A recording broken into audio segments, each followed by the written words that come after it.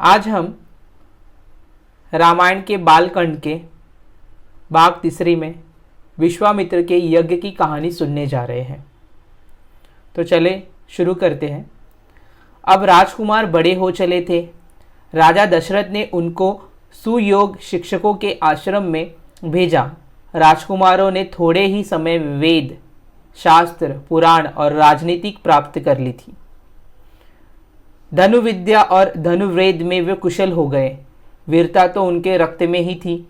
चारों भाई सब विद्याओं में निपुण और पराक्रमी थे। उनमें राम सर्वोपरि थे। बल विक्रम के साथ उनमें शील, विनय आदि गुण भी थे।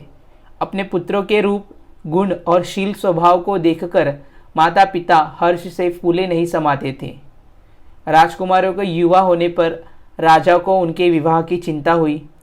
वे इस विषय में एक दिन मंत्रियों और पुरोहित से बातचीत कर ही रहे थे कि द्वारपाल ने समाचार दिया, महाराज महर्षि विश्वामित्र पधारे। सुनते ही राजा दशरथ सिंहासन छोड़कर उनके स्वागत के लिए आगे बढ़े। राजा ने मुनि को सादर प्रणाम किया, उन्हें उचित आसन पर बैठाया और सेवा सत्कार संतुष्ट किया। इसके बाद राजा दशरथ हाथ जोड़कर बोले, भगवान आपके पधारने से हमारी नगरी धन्य हुई। अब आज्ञा करे कि क्या सेवा करूं। विश्वामित्र प्रसन्न होकर बोले, राजन, विशेष कार्यवश ही आपके पास आया हूं। हमारे यज्ञ में राक्षस विघ्न डाल रहे हैं। राक्षस राज रावण के 2 अनुचर मरीच और सुबाहु हमें यज्ञ नहीं करने देते। यज्ञ की रक्षा के लिए हम आपके वीर पुत्र राम को मांगने आए हैं। मेरे साथ उन्हें भेज दीजिए। आप डरे नहीं, राम की भी इसमें भलाई है। मैं आज ही लौट जाना चाहता हूँ। इतना सुनते ही राजा के प्राण सूख गए। वे गिड़गिड़ाकर विश्वामित्र से बोले, ऋषिराज, यह आपने कैसी बात कह दी। रावण के सामने तो देवता, दानव, गंधर्व कोई खड़ा नहीं हो सकता। उससे वैर मोल लेना हंसी खेल नहीं। मेरा राम तो अभी बालक ही है। मैं अपनी सेना लेकर आपके साथ चलता हूँ और आपके यज्ञ की रक्षा करूँगा। मेरे प्राण प्यारे राम पर कृपा कीजिए। बुढ़ापे में पुत्र वियोग से मुझे दुखी न कीजिए। इतना कहकर राजा विश्वामित्र के चरणों पर गिर पड़े। विश्वामित्र रुष्ट होकर बोले, राजन, आपका आचरण तो रघुवंशियों जैसा नहीं है। लो, मैं जाता हूँ। तब राजगुरु वशिष्ठ ने राजा को समझाया, महर्षि विश्वामित्र सिद्ध पुरुष है, तपस्वी है और उनके गुप्त विद्याओं के पंडित हैं।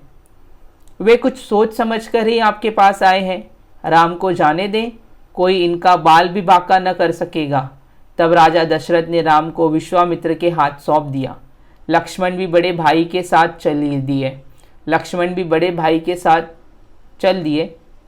विश्वामित्र के पीछे पीछे धनुष बाढ़ लिए दोनों भाई सरयू किनारे जा रहे थे। जब वे 3 कोस दूर निकल गए, तब विश्वामित्र ने कहा, तुम दोनों भाई नदी ने आचमन कर मेरे पास आओ। मैं तुम्हें अति बला नाम की गुप्त विद्याएं सिखाना चाहता हूँ। इन विद्याओं के मिलने पर तुम्हारा आत्मबल बढ़ जाएगा और आसुरी शक्तियों से तुम्हारी रक्षा रहेगी। दोनों भाइयों ने ऋषि की आज्ञा का पालन किया। विद्याओं के ग्रहण करते ही उनमें नवीन स्फूर्ति आ गई। उन दिन वे सरयू नदी के किनारे ही टिक गए। अगले दिन वे सरयू के किनारे फिर आगे बढ़े। सरयू और गंगा के संगम पर उन्होंने गंगा पार की। अब वे एक भयानक वन में पहुंचे, जहां तहटी सिंह, सुअर दिखाई पड़ने लगे। हिंसक पशुओं की आवाज से वन गूंज रहा था। महर्षि विश्वामित्र ने बताया, यहाँ से 2 कोस की दूरी पर तड़का रहती है।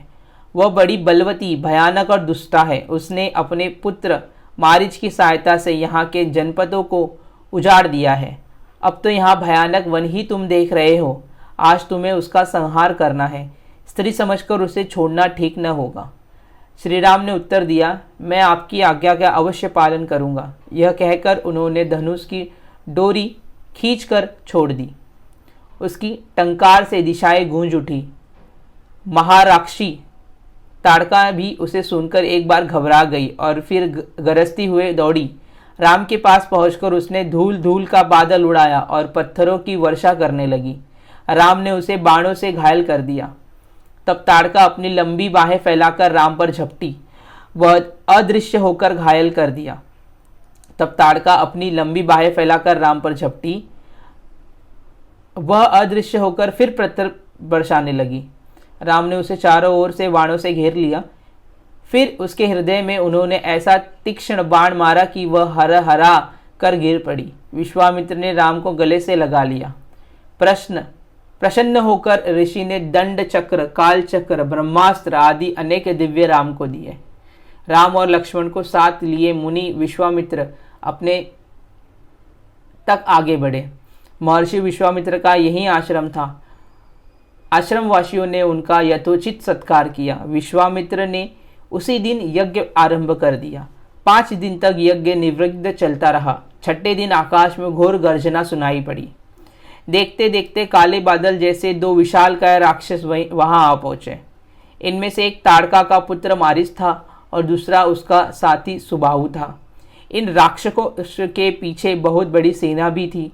श्री राम ने मारिच पर मानवास्त्र चलाया। उसके आघात से वो मूर्छित हो गया और बहुत दूर समुद्र के पास जा गिरा। जब उसे होश आया तो वह दक्षिण की ओर भाग गया। सुबाहु को श्री राम ने अग्नेयास्त्र से मार डाला और सारी राक्षस सेना को वायुयास्त्र से संहार कर दिया।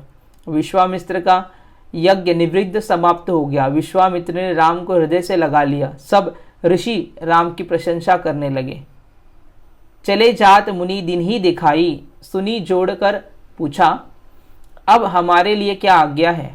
विश्वामित्र ने बड़े स्नेह से कहा, वत्स, मिथिला के राजा जनक को तो तुम जानते होंगे।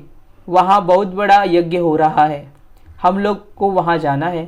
तुम दोनों भाई भी हमारे साथ चलो। राजा जनक के यहाँ एक विचित्र धनुष भी है, उसे कोई उठा नहीं पाता। वह धनुष भी तुम देख लेना।